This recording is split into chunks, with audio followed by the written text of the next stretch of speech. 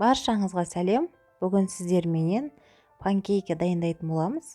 Видеоны соңына дейін қарап, менің каналыма тіркеліп қоюды ұмытпаңыздар.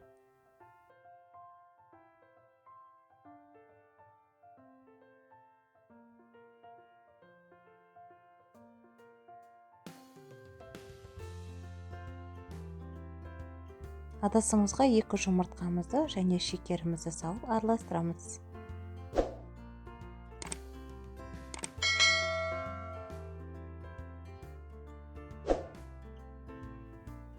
Үстіне 200 мг сүт құямыз. Азғандай тұз себеміз. Үстіне 250 г ұн саламыз.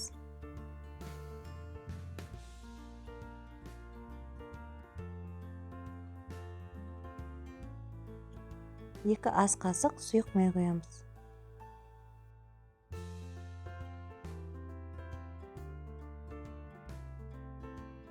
Қамырымыз дайын, қоюлығы осындай болу қажет.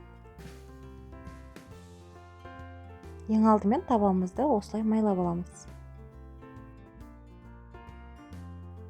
Үстінен осылай тестамызды құйып шығамыз.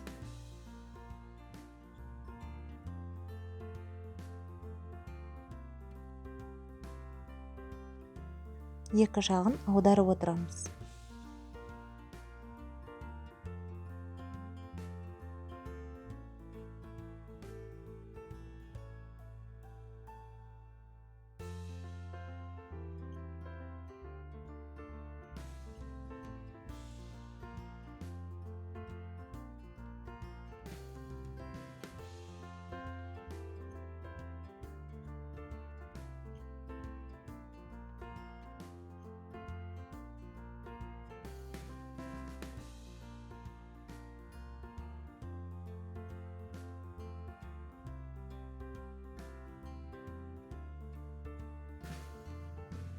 Панкейкілеріміз дайын.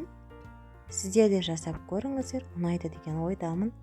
Видеоны соңына дейін қарап, менімен бірге болғандарыңыз үшін көп рахмет. Барлықтарыңызға ас болсын.